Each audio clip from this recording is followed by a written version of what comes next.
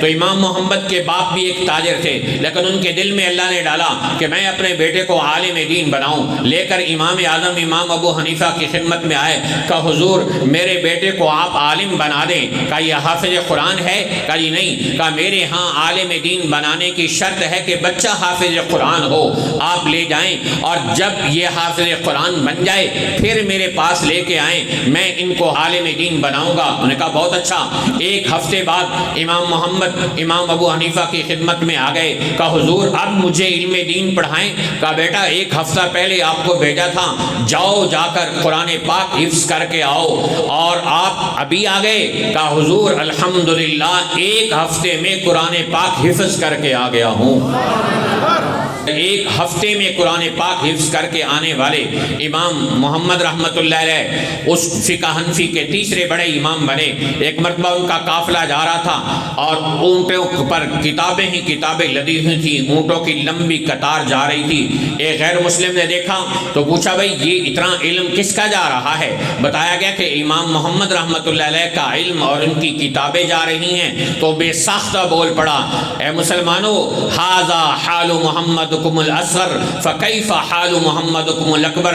اے مسلمانوں اگر تمہارے امام محمد کے علم کا یہ حال ہے تو تمہارے بڑے محمد صلی اللہ علیہ وسلم کے علم کا کیا حال ہوگا؟ اس سے بڑھ کر اور خوشی کا کیا مقام ہوگا کہ آج طالبات نے قرآن کریم کے بعد کائنات کی صحیح ترین کتاب بخاری شریف مکمل کی ہے۔ تکمیل بخاری کے مقبول اور خوبصورت پروگرام پر ہم دل کی عطا گہرائیوں سے ان بچیوں کو، ان کے والدین کو، مولانا زاہد محمود صاحب دامت برکاتہم کو اور ان کی اہلیہ محترمہ کو اور مدرسے کے تمام معاونین اور محبین کو مبارکباد پیش کرتے ہیں، اور دعا گو ہیں کہ اللہ تعالیٰ علم کی یہ دولت جو ہماری ان بہنوں اور بیٹیوں نے اپنے سینے میں محفوظ کی ہے، اللہ اس کے نور کو آگے پھیلانے اور پہنچانے کی توفیق عطا فرمائے اور اس پر مکمل عمل کرنے کی توفیق نصیب فرمائے۔ برادران محترم اور ہماری لائق عزت تکریمات ماں اور بہنوں، ہمیں یہ معلوم ہونا چاہیے کہ اسلام نے عورت کو بہت مقام اور مرتبہ عطا کیا ہے۔ اس کائنات میں مقدس ترین پانی زمزم کا شمار کیا جاتا ہے، جس کے بارے میں اللہ کے رسول صلی اللہ علیہ وسلم نے فرمایا ماء زمزم لما شرب لہ، آب زمزم انسان جس نیت سے بھی پی لے اللہ اس کی وہ نیت اور مراد پوری کر دیتا ہے۔ تو کائنات کا یہ مقدس ترین پانی اہل ایمان کو پینا نصیب ہوا اور اہل ایمان کے حصے میں آیا تو ایک عورت کی بے تابی اور بے قراری کی برکت سے آیا ہے۔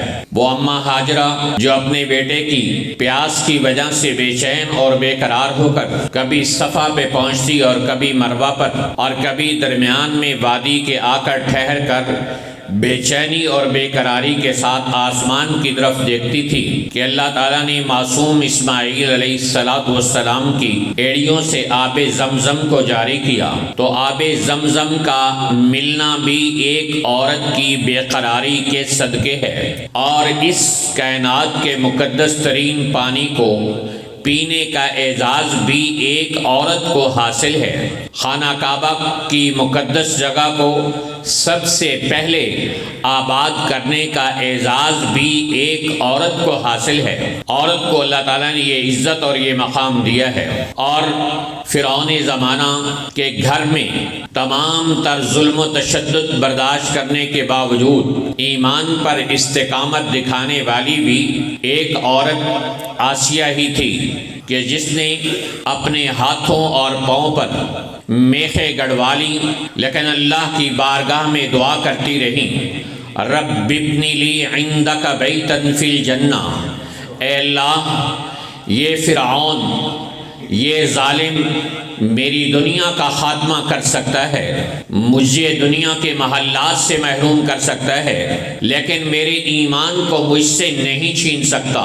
رب ابن لی عندک بیتا فی الجنہ، اے رب کریم میری اس ادنا قربانی کے صدقے میں تو مجھے جنت میں اپنا محل اور مکان عطا فرما دے۔ تو فرعون کی فرعونیت کے سامنے اور اس کے ظلم و تشدد کے سامنے استقامت کا پہاڑ بننے والی بھی ایک عورت ہی تھی۔ اور رسول پاک علیہ الصلوۃ والسلام نے جب اسلام کی دعوت پیش کی تو سب سے پہلے آپ کی اس دعوت پر لبیک کہنے والی اور آپ کی دعوت کو قبول کر کے اسلام قبول کرنے والی ایک عورت ہی تھی جس کا نام سیدہ خدیجہ رضی اللہ عنہا ہے۔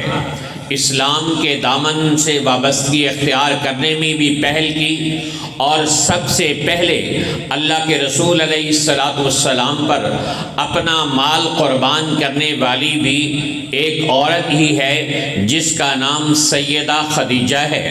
سب سے پہلے وہ عورت ہی ہے اسلام میں حضرت سیدہ خدیجہ جس کو آسمان سے جبرائیل امین اللہ کے سلام لے کر آئے۔ کیا خوش نصیب مقام ہے عورت کا کہ آسمان سے اللہ کے سلام اس کو آ رہے ہیں۔ وہ ایک عورت ہی ہے کہ جس نے اسلام کے لیے سب سے پہلی شہادت قبول کی۔ حضرت سمیہ رضی اللہ تعالی عنہ نے 2 ٹکڑے ہو جانا قبول کر لیا لیکن اسلام چھوڑنا گوارا نہ کیا۔ اور وہ ایک عورت ہی تھی کہ جس نے اپنے 4 بچے میدان جہاد میں بھیج کر شہید کروا لیے لیکن رونا گھبرانا اور میدان جہاد سے واپس ہونا گوارا نہ کیا۔ اسلام کی یہ تاریخ ہے۔ رسول پاک علیہ الصلوۃ والسلام نے آ کر عورت کو مقام اور اس کو مرتبہ دیا۔ یہ عورت جو گری پڑی چیز سمجھی جاتی تھی اور جسے جوتی کی نوک پر رکھا جاتا تھا اس کو رسول اللہ صلی اللہ علیہ وسلم نے آ کر فرمایا عورت اگر ماں کے روپ میں ہے ان الجنت تحت اقدام الامہات تو پھر اس کے پاؤں کے نیچے جنت ہے۔ حضرت امام ابن سیرین خوابوں کی تعبیر کے اس امت میں سب سے بڑے امام ہیں۔ وہ ایک مرتبہ گھر سے باہر آئے اور ان سے لوگوں نے پوچھا کہاں سے آ رہے ہیں؟ کہا میں جنت سے آ رہا ہوں۔ لوگوں نے کہا ہمیں تو بات سمجھ نہیں آئی، ہم نے تو اپنی آنکھوں سے آپ کو گھر سے نکلتے دیکھا ہے۔ تو انہوں نے فرمایا میں گھر میں اپنی ماں کے قدموں کے پاس بیٹھا ہوا تھا اور میرے پیغمبر صلی اللہ علیہ وسلم کا فرمان ہے ان الجنت تحت اقدام الامہات، جنت ماں کے قدموں کے نیچے ہے اور میں بھی ماں کے قدموں سے آ رہا ہوں تو گویا جنت سے اٹھ کر آ رہا ہوں۔ اسلام نے عورت کو یہ مقام دیا۔ آپ نے فرمایا ان اللہ حرم علیکم عقوق الامہات، اللہ نے ماؤں کی نافرمانی کو تمہارے اوپر حرام قرار دے دیا ہے۔ ایک صاحب آئے کہا یا رسول اللہ صلی اللہ علیہ وسلم من احق بحسن صحابتی، میرے سب سے زیادہ حسن سلوک کا حقدار کون ہے؟ آپ نے فرمایا امک تیری ماں۔ اس نے کہا ثم من، پھر کون ہے؟ آپ نے فرمایا امک تیری ماں۔ اس نے کہا ثم من، پھر کون ہے؟ آپ نے فرمایا امک تیری ماں۔ اس نے کہا پھر کون ہے؟ کہا ابو کا، تیرا باپ۔ تو 3 درجے ماں کا مقام بلند کر کے بتایا کہ اسلام آیا ہے اور اس نے ماں کے مقام کو اوج ثریا تک پہنچایا ہے۔ تو ماں کے روپ میں ہے اسلام نے تب عورت کو عزت دی اور اگر بیوی کے روپ میں ہے تب اس کو عزت عطا فرمائی۔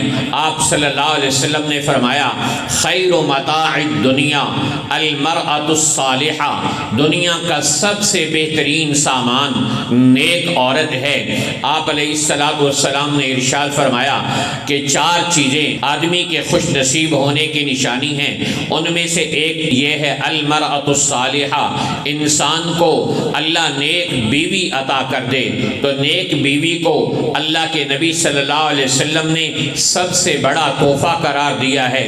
اور یہ نیک بیوی اس کے بارے میں امام ابن طاؤس رحمۃ اللہ علیہ ارشاد فرماتے ہیں مثل المرأة الصالحہ، نیک عورت کی مثال کمثل النساء فی النساء، اور عورتوں میں ایسے ہے کہ کمثل الغراب الابیض فی الغراب، جیسے فی الف غرابن 1000 کالے کبوں میں ایک سفید کوا نمایاں دکھائی دیتا ہے، اس طرح ایک نیک عورت 1000 عورتوں پر غالب ہوتی ہے، 1000 عورتوں سے اللہ کے نزدیک زیادہ مقام اور مرتبہ رکھنے والی ہوتی ہے کہ وہ نیک عورت بن کر آئی ہے۔ قرآن کریم نے ایمان والوں کو ایک دعا سکھائی، ربنا ہب لنا من ازواجنا وذریاتنا قرۃ اعین وجعلنا للمتقین اماما۔ اے اللہ ہمیں بیویاں اور اولاد ایسی عطا فرما جو ہماری آنکھوں کی ٹھنڈک بن جائیں اور ہمیں متقی اور نیک لوگوں کا امام بنا۔ اس دعا پر اگر آپ غور کریں، اس میں اللہ ارشاد فرما رہے ہیں ربنا ہب لنا من ازواجنا، اے اللہ ہماری عورتوں کو ہماری آنکھوں کی ٹھنڈک بنا، ہماری عورتوں کو نیک بنا۔ تو قرآن کریم کے الفاظ، حکمت بھرے الفاظ ہمیں سمجھا رہے ہیں اگر عورت نیک بنتی ہے تو وذریاتنا، پھر اولاد بھی نیک بنے گی۔ اگر عورت نیک بنے گی گھر نیک بنے گا، اگر خاتون نیک بنے گی خاندان نیک بنے گا، اگر عورت نیک بنے گی پورا محلہ نیکی پہ آنے والا بنے گا۔ تو نیک عورت کی یہ قیمت ہے۔ حضرت زکریا علیہ السلام کے بارے میں اللہ فرما رہے وَأَصْلَحْنَا لَهُ زَوْجًا، ہم نے حضرت زکریا کے لیے ان کی زوجہ کو نیک بنا دیا۔ تو نیک عورت کا مانگنا، ایسی عورت جو انسان کے لیے آنکھوں کی ٹھنڈک بن جائے، ایسی اولاد جو انسان کے لیے آنکھوں کی ٹھنڈک بن جائے، وہ مطلوب و مقصود مومن ہے۔ حدیث میں آتا ہے مرنے کے بعد 3 چیزیں انسان کے لیے صدقہ جاریہ بنتی ہیں، جن میں سے ایک او ولد صالح یدعو لہ، ایک نیک اولاد ہے جو والدین کے لیے مرنے کے بعد دعا گو رہتی ہے۔ یہاں علماء نے ایک نقطہ نکالا ہے کہ کون سمجھے کہ میں نیک ہوں۔ آج تو نماز نہ پڑھنے والا بھی اپنے آپ کو نیک سمجھتا ہے، روزہ نہ رکھنے والا بھی مولویوں کے سامنے روب جھاڑتا ہے، ہمیں سب کچھ پتہ ہے، تمہیں ہمیں بتانے کی ضرورت نہیں۔ تو قرآن کہتا ہے فَلَا تُزَكُّوا أَنفُسَكُمْ، اپنی نیکی کے اشتہار نہ لگاتے پھرو، اپنے آپ کو نیک پاک سمجھتے اور بتاتے نہ پھرو۔ نیکی ہے اسے اللہ کے ساتھ اور اپنے درمیان رکھنے والے بنو، اس کا اظہار کیوں کرتے ہو؟ هُوَ أَعْلَمُ بِمَنِ اتَّقَىٰ، اللہ جانتا ہے تم میں سے کون نیک ہے، کون پرہیزگار ہے، کون شب زندہ دار ہے، کون عبادت گزار ہے، کون اس کے نبی کا تابع دار ہے، اللہ جانتا ہے۔ لیکن اولاد کے بارے میں فرمایا میں اور آپ اگر خود جاننا چاہیں کہ ہم نیک ہیں یا نہیں، جیسے آج ہر ایک اپنی شوگر چیک کرنا چاہے تو مشینیں آ گئی ہیں، آپ کو ڈاکٹر کے پاس جانے کی ضرورت نہیں، آپ مشین لگائیں، آپ خود اپنا شوگر لیول چیک کر سکتے ہیں۔ اسی طرح اللہ کے نبی صلی اللہ علیہ وسلم نے ایک تھرمامیٹر دے دیا، ایک فارمولہ دے دیا، اسے لگا کر چیک کر لو کہ اگر وہ تمہارے اندر موجود ہے تم اللہ اور اللہ کے رسول کی نگاہوں میں نیک ہو، اور اگر وہ فارمولہ کام نہیں کر رہا اور اس کا رزلٹ تمہارے حق میں نہیں آ رہا، سمجھ لینا کہ تم نیک نہیں۔ اگرچہ تم نماز پڑھ رہے ہو، اگرچہ تم روزہ رکھ رہے ہو، تو اللہ کے رسول صلی اللہ علیہ وسلم نے کیا تھرمامیٹر دیا؟ او ولد صالح یدعو لہ، کہ نیک اولاد اپنے ماں باپ کے لیے دعا گو رہتی ہے، ان کی زندگی میں بھی اور ان کے مرنے کے بعد بھی۔ قرآن نے دعا سکھائی رب ارحمہما کما ربیانی صغیرا، نیک اولاد کو دعا سکھائی گئی کہ اللہ سے دعا مانگو، اے اللہ جس طرح بچپن میں ہمارے والدین نے ہماری تربیت کی تو ان پر رحم فرما، جیسے انہوں نے رحم فرما کر ہماری تمام تر نالائکیوں کو برداشت کیا، اے اللہ تو ہمارے والدین کے بڑھاپے پر رحم فرما دے۔ اللہ کے نبی صلی اللہ علیہ وسلم نے فرمایا نیک لڑکا وہ ہے، نیک اولاد وہ ہے جو اپنے والدین کے لیے دعا کرنے والی ہو۔ اگر ہم اپنے والدین کے لیے دعا کرتے ہیں تو ہم اللہ اور اللہ کے رسول کی نظروں میں نیک ہیں، اور اگر دعا نہیں کرتے تو ہم نیک نہیں ہیں۔ تو یہ کہا جا رہا ہے کہ نیک اولاد، نیک بیوی انسان کے لیے اللہ کا بہت بڑا تحفہ اور اس کا بہت بڑا انعام ہے۔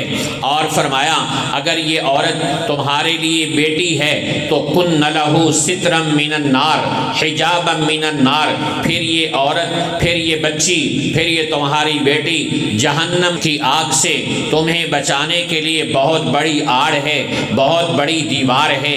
آپ صلی اللہ علیہ وسلم نے فرمایا جس کو اللہ نے ایک بیٹی دی، اس نے اس کا اچھا نام رکھا، اس کو اچھی تعلیم دی، اس کی تربیت کی اور اس کی شادی کروا دی، تو یہ اس کو جہنم سے بچا کر جنت میں لے جانے والی بنے گی۔ صحابہ نے پوچھا یا رسول اللہ کسی کو اللہ دو بیٹیاں دے؟ آپ نے فرمایا دو بیٹیاں دے اور وہ اچھا نام رکھے، تعلیم تربیت دلائے، شادی کرے، وہ دو بیٹیاں بھی اسے جنت میں لے کے جانے والی بنے گی۔ کہا یا رسول اللہ کسی کو اللہ تین بیٹیاں دے؟ تو کہا تین بیٹیاں پانے والا بھی جنت میں جانے والا بنے گا۔ ایک آدمی اس کو مسلسل بیٹیاں ہی پیدا ہوتی رہیں، یہاں تک کہ ان کی تعداد 7 کو کراس کرتے ہوئے 9 تک پہنچ گئی۔ جب بھی اس کے گھر میں کوئی بیٹی پیدا ہوتی، وہ امام احمد بن حنبل کے خدمت میں آتے اور کہا حضور اللہ نے ایک اور بیٹی دی ہے، تو وہ غم زدہ دل کے ساتھ آتا، دکھے ہوئے قدموں کے ساتھ اور بوجھل قدموں کے ساتھ اور دکھے دل کے ساتھ آتا کہ ایک بیٹی اور آ گئی۔ آگے سے امام احمد بن حنبل اسے ایک جملہ کہتے، اس کا سارا دکھ دور ہو جاتا، اس کے سارے بوجھ اتر کے رہ جاتے۔ امام احمد بن حنبل اسے فرماتے کہ اے بھائی تو کیوں گھبرا رہا ہے؟ اللہ نے اگر تجھے بیٹی دی ہے تو ان الانبیاء کانوا ابناء بنات، انبیاء یہ بیٹیوں کے باپ ہوا کرتے تھے، اللہ نے تجھے وہ نسبت عطا کی ہے۔ تو کہتے میں سارے بوجھ ہلکے ہو جاتے تھے۔ ایک خوبصورت حدیث سنا رہا ہوں، آپ میں سے بہت کم لوگوں نے یہ حدیث سنی ہوگی۔ حدیث میں آتا ہے جب کسی کے ہاں بیٹی پیدا ہوتی ہے، بیٹی کی پیدا ہونے کے ساتھ ہی اللہ ایک فرشتہ پیدا کرتا ہے جو کہتا ہے ضعیفۃ خرجت من ضعیفۃ، کمزور ذات ہے، کمزور ذات سے پیدا ہوئی ہے، اور جب تک یہ بچی زندہ رہتی ہے والدین سے کوئی بھی گناہ ہوتا ہے تو یہ فرشتہ جو بیٹی کی پیدائش پر اللہ پیدا کرتا ہے یہ ماں باپ کے گناہوں پر اللہ سے معافی مانگتا رہتا ہے۔ تو یوں رسول اللہ صلی اللہ علیہ وسلم نے بیٹی کی شان سمجھائی کہ عورت اگر بیٹی کے روپ میں ہے تو تب بھی آپ کے لیے ذخیرہ آخرت ہے، جہنم سے بچانے والا ہے۔ آپ نے فرمایا بیٹیوں کے بارے میں ہن مونسات غالیات، یہ تو دل بہلانے والی خوبصورت کلیاں ہیں جو اللہ تعالیٰ نے تمہیں عطا کی ہیں، اور اگر عورت بہن کے روپ میں ہے تو پھر اللہ کے نبی علیہ الصلوۃ والسلام کا طرز عمل دیکھیں۔ آپ کی رضائی بہنیں، سگی نہیں رضائی بہنیں آتی ہیں، آپ ان کے آنے پر اپنی مبارک کملی اتار دیتے ہیں اور وہ ان کے نیچے بچھاتے ہیں۔ آپ کے گھر میں بہنیں چل کر آتی ہیں اور سفارش کرتی ہیں تو آپ 400 قیدی حضرت شیمہ رضی اللہ عنہا کی سفارش پر رہا کر دیتے ہیں۔ تو یوں اسلام نے عورت کو آ کر عزت دی، اسلام نے عورت کو آ کر مقام بڑھایا اور بتایا کہ اسلام نے ہی عورت کو عزت دی ہے، اس سے پہلے عزت کہاں تھی؟ عورتوں کا مجمع ہے، ورنہ بتایا جاتا کہ اسلام سے پہلے عورت کو کس طرح معاشروں نے رکھا ہوا تھا۔ اسلام نے آ کر ساری جہان کی عزتیں عورت کے قدموں میں ڈھیر کر دی اور بتایا کہ یہ پاؤں کی جوتی نہیں، سر کا تاج بنا کے رکھنے والی چیز ہے۔ تو میرے محترم بھائیوں اور میری ماں اور بہنوں، ایک طرف اسلام عورت کو یہ مقام دے رہا ہے، عورت کو یہ عزت دے رہا ہے، اور دوسری طرف اہل ایمان مدارس والے عورتوں کو اور ایمان والوں کو یہ ترغیب دے رہے ہیں، مدارس کھول کر آنے کی دعوت دے رہے ہیں کہ آؤ اپنی بیٹیوں کو یہاں داخل کرانے والے بنو، ان کو نیک تربیت دلانے والے بنو۔ حدیث میں آتا ہے قیامت کے دن سب سے پہلا سوال انسان سے اولاد کی تربیت کے بارے میں ہوگا، نماز کے بعد، کہ ہم نے تمہیں اولاد جیسی نعمت عطا کی، تم نے اس کی کیا تربیت کی؟ دین سکھایا یا نہیں سکھایا؟ توحید پڑھائی یا نہیں پڑھائی؟ سنت اور بدعت کا فرق سمجھایا یا نہیں سمجھایا؟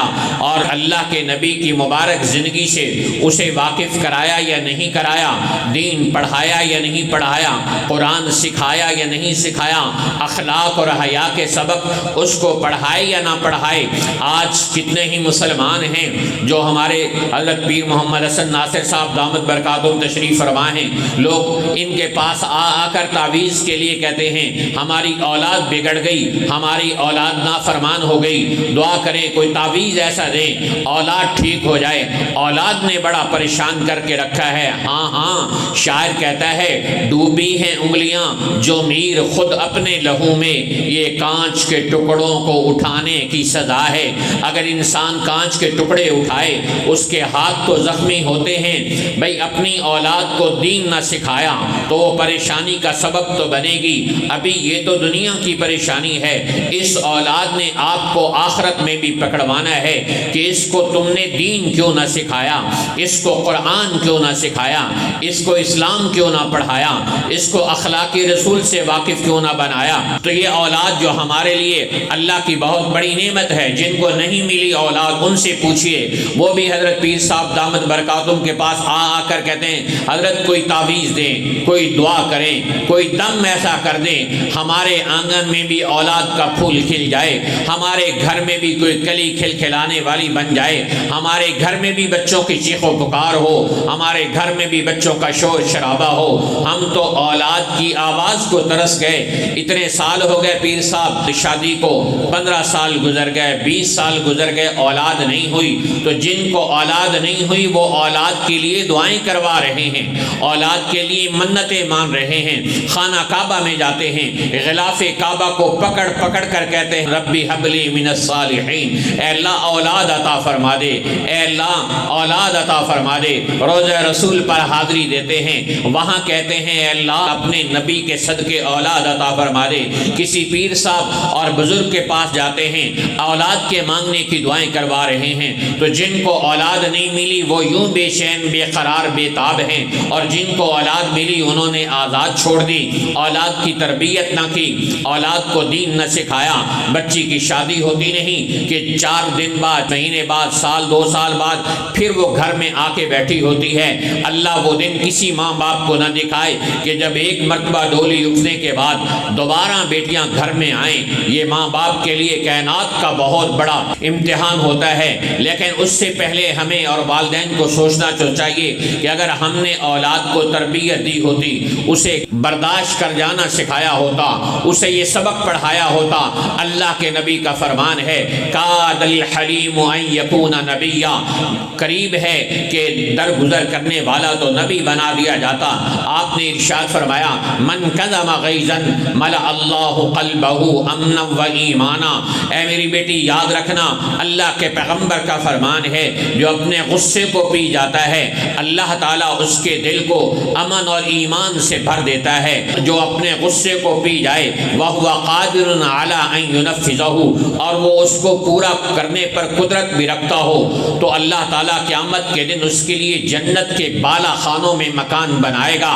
تو اپنی بیٹی کو اخلاق کا سبق سکھا کے، تحمل اور برداشت کے سبق پڑھا کے بھیجا ہوتا تو یہ جوائنٹ فیملی میں بھی گزارا کر لیتی، یہ مشکل حالات میں بھی گزارا کر لیتی۔ لیکن یہ سب کچھ تو اسے دین نے سکھانا تھا، دین نے اسے سکھانا تھا کہ حیا کیا ہے، دین نے اسے بتانا تھا کہ غیر محرم سے بات کرنا کس درجے کا نقصان دہ اور حرام ہے، دین نے اسے بتانا تھا کہ حیا تمہارے ماتھے کا زیور ہے، تمہارے لیے یہ دنیا کی زیب و زینت اور تمہارے لیے سب سے بڑی خوبصورتی تمہارا حیا ہے۔ الحیاء شعبۃ من الایمان، حیا ایمان کا ایک شعبہ ہے۔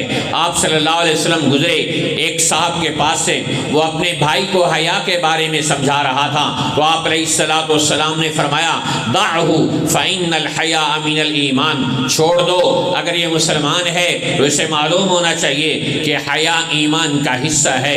تو آپ نے ارشاد فرمایا الایمان والحیاء قرنا جميعا، حیا اور ایمان ہمیشہ دونوں اکٹھے رہتے ہیں۔ جہاں ایمان ہوگا وہاں حیا ہوگا، اور جہاں حیا نہیں ہوگا وہاں ایمان بھی نہیں ہو سکتا۔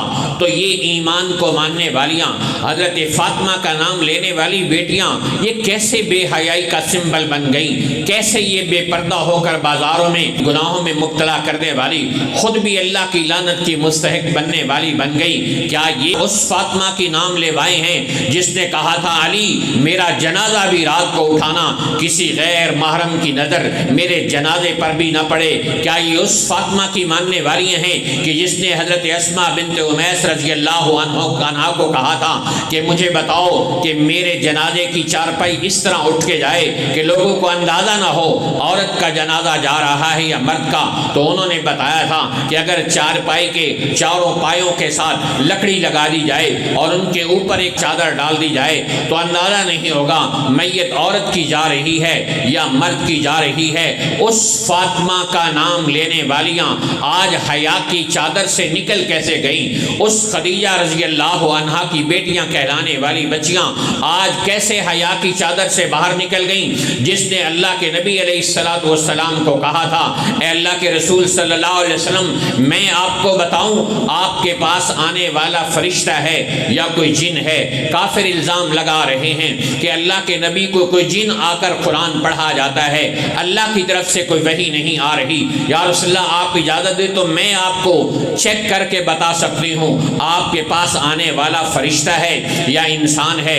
آپ نے فرمایا کیسے؟ کہا جب وہ فرشتہ آئے آپ نے مجھے بتانا ہے. ایک دن آپ صلی اللہ علیہ وسلم گھر میں حضرت خدیجہ کے ساتھ تشریف فرما تھے تو آپ نے فرمایا کہ اے خدیجہ وہ فرشتہ آ گیا ہے. حضرت خدیجہ نے اپنے سر کے اوپر ہاتھ پھیرا اور اپنے دوپٹے کو سر سے ہٹا دیا, ان کے بال ننگے ہو گئے. حضرت خدیجہ نے پوچھا یا رسول اللہ صلی اللہ علیہ وسلم کیا اب وہ فرشتہ موجود ہے؟ آپ نے ارشاد فرمایا نہیں, اب وہ چلا گیا ہے. اور پھر دوبارہ دوپٹہ سر پہ کیا تو پھر حضرت خدیجہ نے پوچھا اب؟ کہا جی اب دوبارہ موجود ہوا ہے گھر میں. تو حضرت خدیجہ نے کہا یا رسول اللہ میں اللہ کی قسم کھا کے آپ کو بتاتی ہوں کہ یہ اللہ کا فرشتہ ہے, اس لیے کہ جنات میں حیا نہیں ہوتی اور فرشتوں کے اندر حیا ہوتی ہے. اللہ اکبر.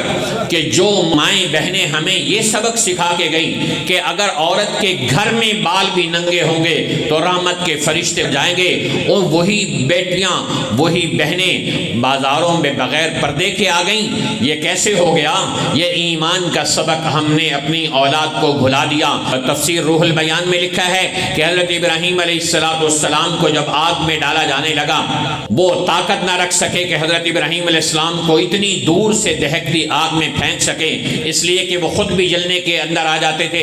تو شیطان آیا اور اس نے آ کر کہا کہ یہاں تم مادر ذات بے پرد عورتیں کھڑی کرو اور پھر دیکھو کہ کیسے ابراہیم علیہ السلام آگ میں منجنیق کے ذریعے سے پھینکے جاتے ہیں. منجنیق بنانے کا مشورہ دیا اور پھر ننگی عورتیں کھڑی کر دی گئیں. جب وہ عورتیں ہٹیں تو منجنیق وہاں جا کر گری اور حضرت ابراہیم علیہ السلام آگ میں پہنچ گئے. تو وجہ کیا تھی کہ وہ فرشتے آ گئے تھے جو زور لگا کر اس منجنیق کو آگ میں جانے سے روکے ہوئے تھے, اور جب وہ مادر ذات بے پرد عورتیں کھڑی کر دی گئیں تو فرشتے حیا کی وجہ سے ہٹ گئے. شیطان اس بات کو سمجھتا تھا, کافر نہیں سمجھ رہے تھے, وہ انسانی روپ میں آ کر ان کو الٹے سبق پڑھا رہا تھا. تو قرآن کہتا ہے کہ الشیطان یعدکم الفقر ویأمرکم بالفحشاء, یہ شیطان کے پڑھائے ہوئے سبق ہیں. تم فحاشی میں کے دریا میں اتر جاؤ, تم بے حیائی کا سمبل بن جاؤ,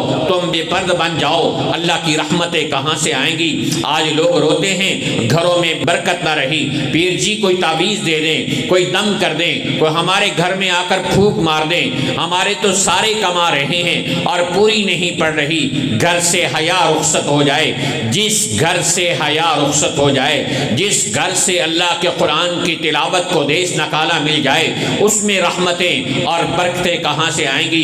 اللہ کے رسول صلی اللہ علیہ وسلم نے فرمایا تھا البیت الذی اذا قرئ فیہ القرآن, وہ خوش نصیب گھر جس میں اللہ کے قرآن کی تلاوت ہوتی ہو وہ 5 بڑی بڑی خیروں کا مرکز بن جاتا ہے. نمبر 1 دخلت فیہ الملائکہ, اس گھر میں رحمت کے فرشتے داخل ہو جاتے ہیں. نمبر 2 تنکبت عنہ الشیاطین, اس گھر سے جادو جنات اور شیاطین نکل جاتے ہیں. نمبر 3 واتسع علی اہلہ, وہ گھر گھر والوں کے لیے کشادہ ہو جاتا ہے. نمبر 4 وقل شرہ, اس گھر کے اندر لڑائی جھگڑے دکھ بیماریاں تکلیفیں پریشانیاں بے برکتیاں کم ہو جاتی ہیں. نمبر 5 وکثر خیرہ, اور اس گھر میں بھلائی حمد نردی رحمت برکت برکت، خدا کی نصرت زیادہ ہو جاتی ہے۔ اسی حدیث کا اگلا ٹکڑا بھی جگر تھام کر پوری توجہ کے ساتھ سنیے، وَالْبَيْتُ الَّذِي إِذَا لَمْ يُقْرَأْ فِيهِ الْقُرْآنِ، اور وہ بد نصیب گھر جس میں اللہ کے قرآن کی تلاوت نہ ہوتی ہو، وہ بھی 5 بڑی بڑی مصیبتوں کی لپیٹ میں آ جاتا ہے۔ نمبر 1، تنکبت عنہ الملائکہ، اس گھر سے رحمت کے فرشتے نکل جاتے ہیں۔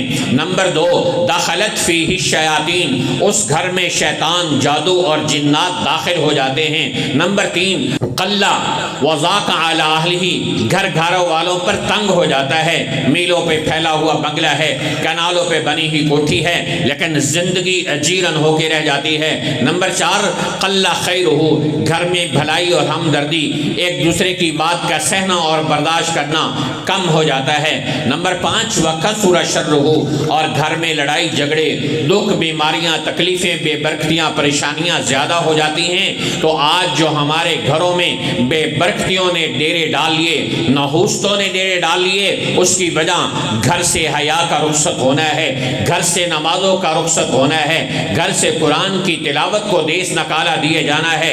اس لیے میرے محترم بھائیوں اور میری ماں اور بہنوں، وقت ہے کہ اہل ایمان اپنی عورتوں کو حیا پہ لے کے آئیں، اپنی بچیوں کو قرآن پڑھانے والی بنے۔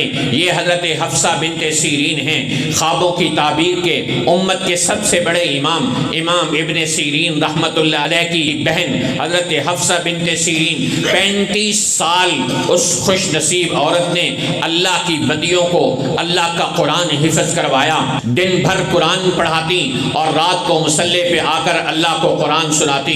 ان کی نوکرانی سے کسی نے پوچھا کہ تمہاری مالکن کا کیا حال ہے؟ انہوں نے کہا پتہ نہیں کیا گناہ اس سے سرزد ہوا کہ دن بھر وہ قرآن پڑھتی ہے اور رات کو رو رو کر اللہ سے توبہ کرتی رہتی ہے۔ اس اللہ کی بندی کو کیا خبر کہ تو دین کی بھی غریب، دنیا کی بھی غریب ہے۔ یہ حفصہ جو دن بھر مسلمان بچیوں کو اللہ کا قرآن حفظ کرواتی ہے، رات کو وہی قرآن مصلے پہ کھڑے ہو کر اللہ کو سناتی ہے، یہ ہماری ماؤں بہنوں کے جذبات تھے۔ یہ کہاں چلے گئے؟ اپنی بچیوں کو آج جامعہ میں داخل کروائیں اور ان کو حافظہ قرآن بنائیں، عالمہ دین بنائیں۔ اللہ کے نبی صلی اللہ علیہ وسلم نے فرمایا، ان فی الجنت نہرن، جنت میں ایک نہر ہے۔ توجہ فرمائیے، خوبصورت حدیث ہے، ایمان تازہ ہوگا۔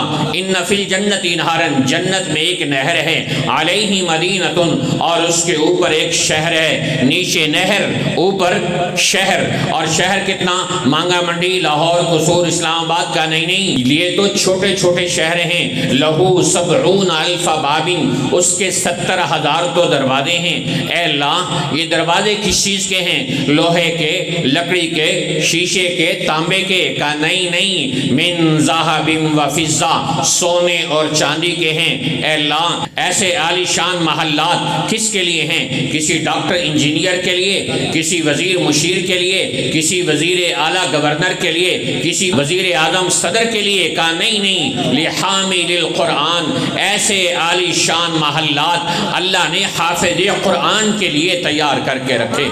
تو جامعہ صغرا میں آپ کے لیے یہ سہولت موجود ہے، آئیں اور اپنی بچی حوالے کریں، اور چند سال بعد وہ حافظ قرآن بنا کر آپ کے حوالے کر دی جائے گی۔ آپ ان پڑھ اور جاہلہ بچی حوالے کریں، یہ عالمہ بچی جامعہ صغرا سے بنا کر آپ کے حوالے کرنے والی بنے گی۔ اور سنیے حدیث خوبصورت، یہ تو آپ کو معلوم ہے کہ ایک حافظہ بچی، ایک حافظ قرآن 10 آدمیوں کی سفارش کریں گے، اور ایک شہید 70 آدمیوں کی سفارش کرے گا، اور ایک حاجی 400 آدمیوں کی سفارش کرے گا۔ ایک عالمہ بیٹی کتنے بندوں کو جنت میں لے کے جانے والی بنے گی؟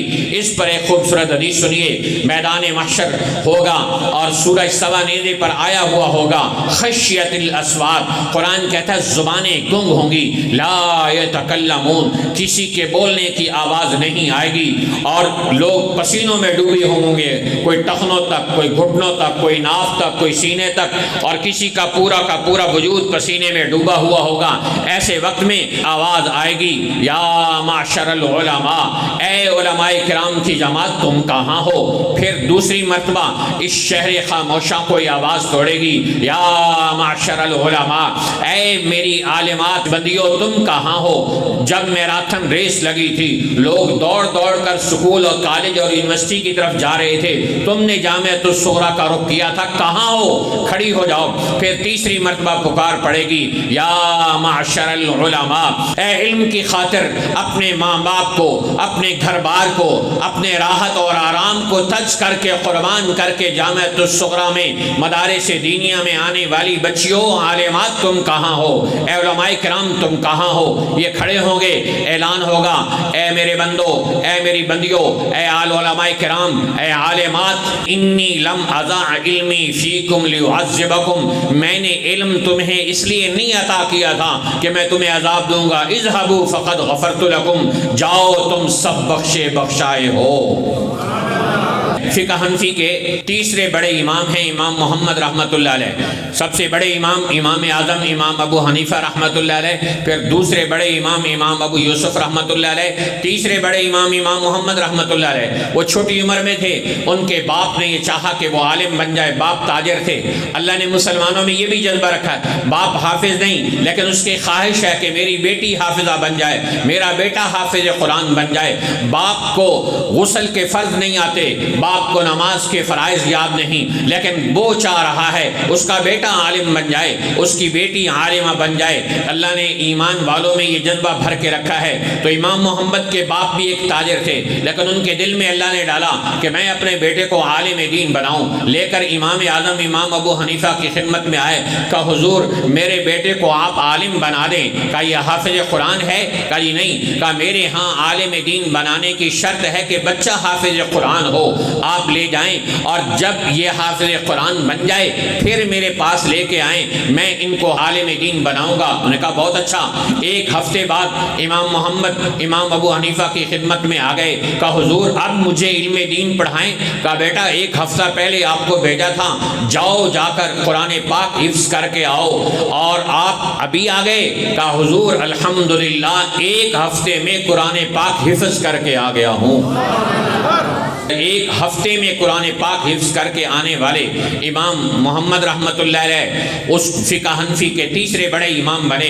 ایک مرتبہ ان کا قافلہ جا رہا تھا اور اونٹوں پر کتابیں ہی کتابیں لدی ہوئی تھیں، اونٹوں کی لمبی قطار جا رہی تھی۔ ایک غیر مسلم نے دیکھا تو پوچھا بھائی یہ اتنا علم کس کا جا رہا ہے؟ بتایا گیا کہ امام محمد رحمۃ اللہ علیہ کا علم اور ان کی کتابیں جا رہی ہیں۔ تو بے ساختہ بول پڑا، اے مسلمانوں، ھذا حال محمدکم الاصغر فکیف حال محمدکم الاکبر، اے مسلمانوں اگر تمہارے امام محمد کے علم کا یہ حال ہے تو تمہارے بڑے محمد صلی اللہ علیہ وسلم کے علم کا کیا حال ہوگا؟ تو باپ عالم دین بنانے کے لیے لے کے آیا کہ میرے بچے کو آپ عالم دین بنا دیں۔ فقہ حنفی کا جتنا بھی لٹریچر ہے اس میں 95% امام محمد رحمۃ اللہ علیہ کا کنٹریبیوشن ہے، ان کی لکھی ہوئی کتابیں ہیں۔ اور جب فوت ہوئے تو اللہ تعالیٰ نے پوچھا امام محمد بتاؤ تمہارے ساتھ کیا سلوک کیا جائے؟ تو انہوں نے عرض کیا اللہ صرف مغفرت ہو جائے یہی کافی ہے۔ سنیے آگے سے امام محمد کو کیا جواب ملا۔ جواب ملا اے محمد اگر تمہیں بخشنا نہ ہوتا تو تمہیں علم دین ہی نہ عطا کرتا۔ علم دین عطا کرنے کا جس لمحے فیصلہ کیا تھا تمہاری معافی کا اعلان اور فیصلہ تو اسی وقت ہو گیا تھا۔ تو یہ جو عالمات بن رہی ہیں یہ تو بخشی بخشائی روحیں ہیں۔